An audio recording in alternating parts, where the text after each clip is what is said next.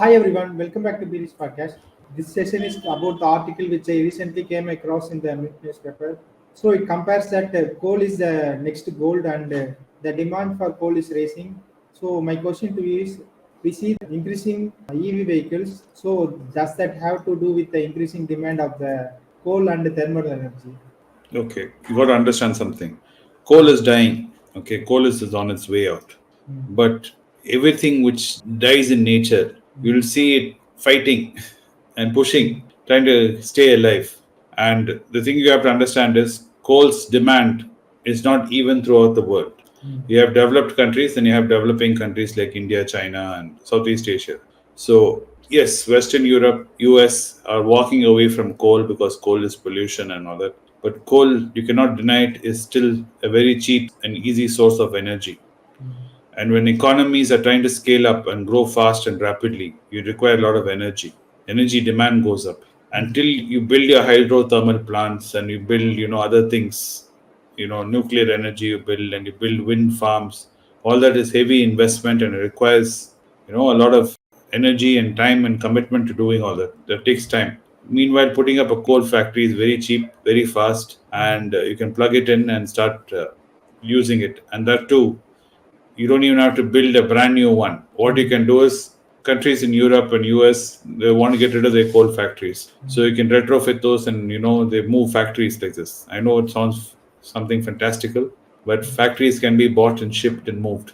Like how you buy things on Amazon, you yeah. can buy factories and also move them. So this also happens. So if you look at it that way, the demand for coal, yes, it is dropping worldwide, but there is still demand in developing areas and developing economies. And right now, China's economy is not doing so great. So, though it's not doing great, coal prices are stable. So, what that shows is supply is contracting. More than demand is contracting, so is supply contracting. So, it is keeping the coal price afloat. Eventually, coal will disappear. We will stop using coal altogether. But what it is as an investor who is willing to make a gamble, if you're willing to play the market, and there are opportunities there because in the short term you'll see huge spikes in coal prices, and coal is a very different commodity compared to copper and oil. Copper and oil and all these other commodities are traded on spot price, meaning today's price right now, the price that it's traded. But coal is traded in contracts, so you sell coal at a certain specific price for months. So the way coal is priced and traded is very different as a commodity compared to other ones. So there are opportunities in that arbitrage to make money. Yes, it is true. Banks in Western countries and big banks don't want to fund new coal mines. They do not want to fund coal projects because it's getting harder and harder to get mining licenses to mine coal and produce coal and sell it. But still, there is an opportunity here, opportunity cost, because it is dying, and as it's dying, you'll see spikes in coal prices because the demand is still there in some places and supply is getting smaller and smaller. So you'll see this price fluctuation happening before it finally goes to zero, where Okay. coal will have no use. So yes, that way there are opportunities in coal. So that's why he's saying, is it the new gold? Is there some kind of opportunities there for you to, as an investor, make some money? Other than that, there's no comparison to gold and coal because coal is actually used and we do something with it. Gold has actually no use other than ornamental use and a few industrial uses gold has. But majority of gold is just held by humanity because we have some fascination with that yellow metal. It's Yeah. captured our imagination as a species. You don't see any other animal, monkeys and all that, taking gold and keeping it in its pocket and walking around. We are the only ones doing it, and because of that, it has value. The day human beings suddenly think gold is nothing, it's just like one rock, like anything else. Trust me, gold will lose its value very fast. I don't see it happening anytime soon because we are creatures of habits, but that's the way it is. That's what that article is So, talking about. so in that article, they have mentioned the prices of the coal. It peaked during the 2022. So, what is that happened that peaked the price of coal in 2022? Well, what happened was Russia invaded Ukraine. Till then, Okay. Europe was very happy with taking Russian gas, Russian oil, and things are Okay. going very happily. Suddenly, they invaded Ukraine, and Europeans didn't want to support Russia, so they quickly needed to do something. So coal prices went up through the roof. But that was momentary. From there, it is of course corrected. Prices have come down because main consumption of coal is China. And the Chinese economy right now is not doing great. So the demand in China for coal is not there. So that's the main reason. So the coal energy has some environmental impacts. Producing power through coal is the easiest way, but looking at the alternatives, hydel power, only the water available countries can make the hydel power. And the wind energy is difficult to make as it requires more land areas. So there is no other go but to go for coal energy. Well, I'll tell you. The problem is you cannot predict the future. Eventually, it will go because coal is very bad, and we see what's happening to the climate. Climate change has become very real, and the weather patterns are really changing rapidly. So, humanity as a species will walk away from coal.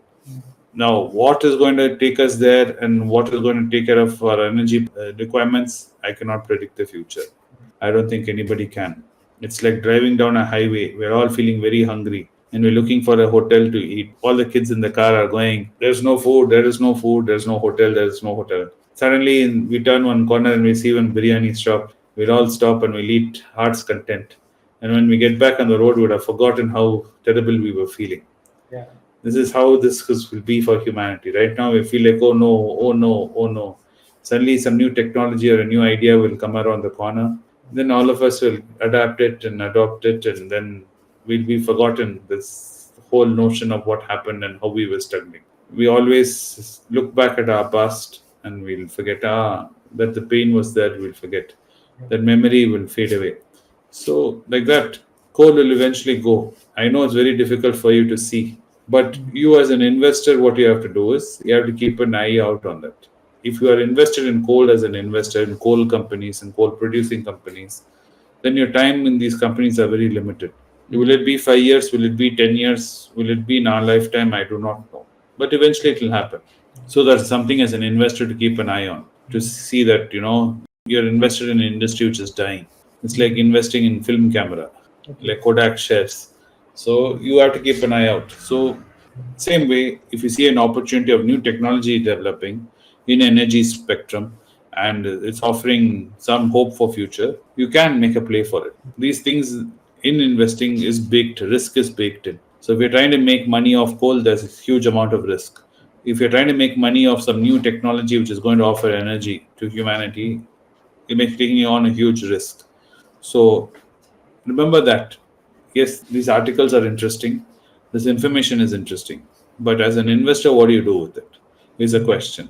So then you have to basically go back to your drawing board and see why you're investing and what is it that you're doing and where can you see money to be made and how much do you want to bet on this?